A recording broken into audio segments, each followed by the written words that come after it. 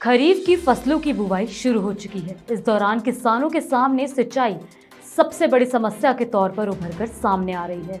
इसी कड़ी में राजस्थान सरकार किसानों को सिंचाई पाइपलाइन खरीदने पर 60% तक का अनुदान यानी सब्सिडी दे रही है। आपको बता दें, राज्य सरकार की सिंचाई पाइप योजना का लाभ उन किसानों को मिलेगा जिनके पास खुद के नाम पर जमीन हो या फिर कुएं के पास सिंचाई करने के लिए पंप सेट होना अनिवार्य है। इच्छुक किसान इस योजना का लाभ लेने के लिए राज किसान साथी पोर्टल पर जाकर ऑनलाइन आवेदन कर सकते हैं।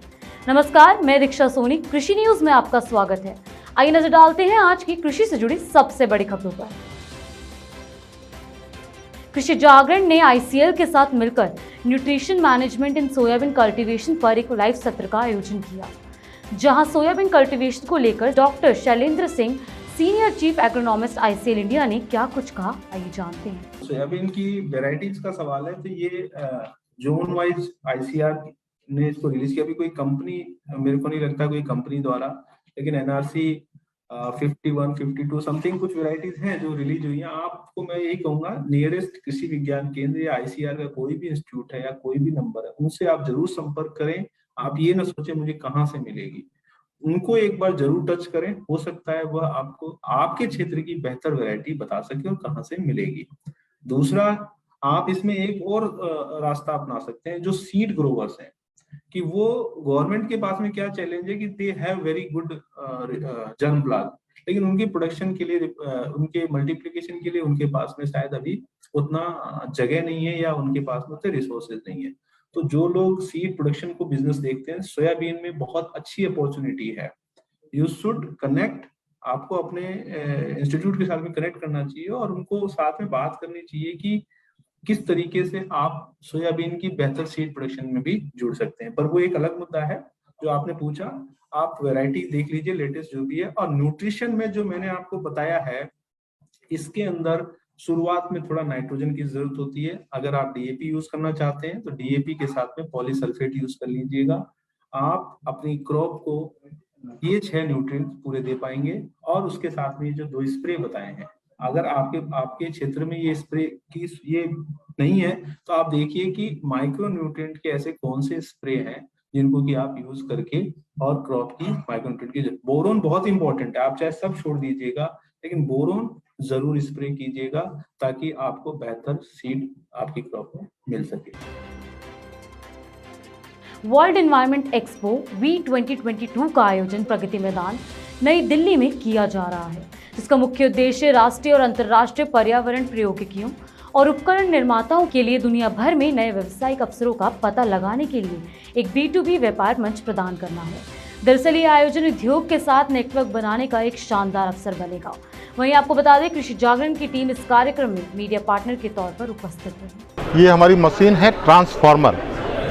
ये किसी भी तरीके के वेस्ट को, चाहे वो ऑर्गेनिक हो, इनऑर्गेनिक हो, plastic, food waste, kitchen waste, garden waste, industrial waste, किसी भी तरीके के कूड़े को एड्रेस कर सकती है। इस मशीन के अंदर में गीला सूखा कूड़ा हो, जानवरों से संबंधित कोई कूड़ा हो, सारे कूड़े को एक साथ मिला के जो है इसमें डाल सकते हैं और 30 मिनट के अंदर में इसको कन्वर्ट कर देती है एक हाई कैलोरीफिक वैल्यू RDF में।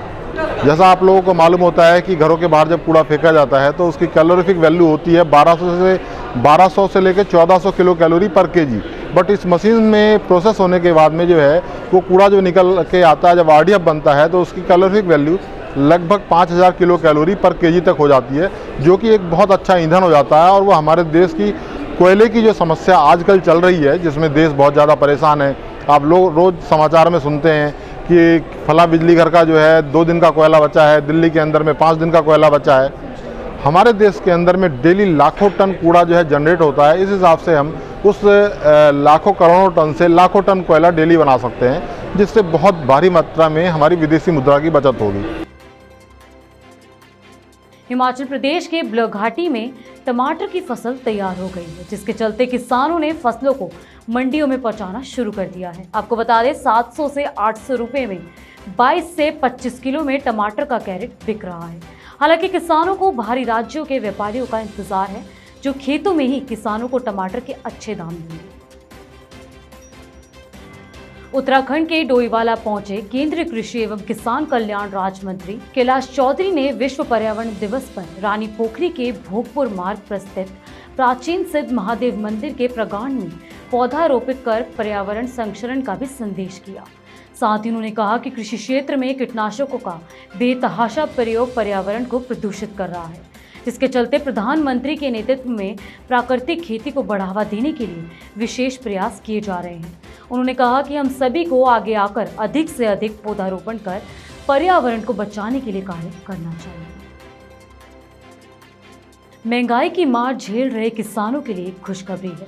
आपको बता दें, अब किसानों को अपनी फसलों के अच्छे दाम मिलेंगे। दरअसल खबरों के मुताबिक साल 2022 से साल 2023 में की खरीफ फसलों के लिए सरकार एमएसपी बढ़ाने का ऐलान जल्द कर सकती है। इस साल केंद्र सरकार एमएसपी में 5 से 20% तक की बढ़ोतरी कर सकती है। कृषि में लागत के साथ कृषि उपकरणों के दाम बढ़ने के कारण सरकार इस फैसले पर विचार कर रही है। राजस्थान सरकार द्वारा किए गए अनुरोध के बाद केंद्र सरकार ने चना खरीद की सीमा बढ़ा दी है। जहां पहले राज्य में प्रति किसान 40 क्विंटल की सीमा निर्धारित थी, जो अब बढ़ाकर 6,20,593 मीट्रिक टन चने की खरीद कर दी गई है। आपको बता दें, इससे राज्य के किसानों को फायदा होने के साथ वे अधिक से अधिक उपज को सरकारी दरों पर बेच पाएंगे। वहीं सीजन के लिए केंद्र सरकार ने चने की 5,230 रुपये प्रति क्विंटल रकम तय कर दी है।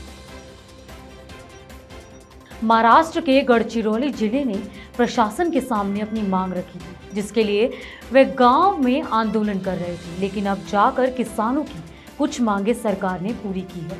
दरअसल जिले में आदिवासी विकास निगम 9 क्विंटल धान प्रति एकड़ खरीद रहा था, जिसको लेकर किसानों का कहना था कि धान का उत्पादन बढ़ने से और खरीद ना होने से किसानों को काफी नुकसान उठाना पड़ रहा है, जिसको देख किसानों ने उपज खरीदी को लेकर अपनी आवाज उठाई। वहीं अब यह आंदोलन सफल होता दिखाई दे रहा है।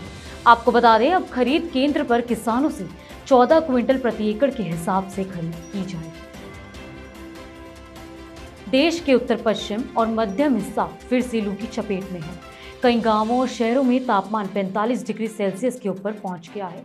वहीं मौसम विभाग के मुताबिक राजस्थान, जम्मू, हिमाचल प्रदेश, उत्तराखंड, झारखंड, उत्तर प्रदेश के दक्षिणी क्षेत्र और मध्य प्रदेश के उत्तरी क्षेत्र में अगले 2 से 3 दिन तक लू चलने की संभावना है। इसी बीच मौसम विभाग के मुताबिक देश के उत्तर पूर्वी हिस्से में अगले 5 दिनों तक तेज बारिश होने के आसार हैं। फिलहाल बस इतना ही। ऐसी ही कृषि से जुड़ी खबरों के लिए देखते रहिए कृषि जागरण। धन्यवाद।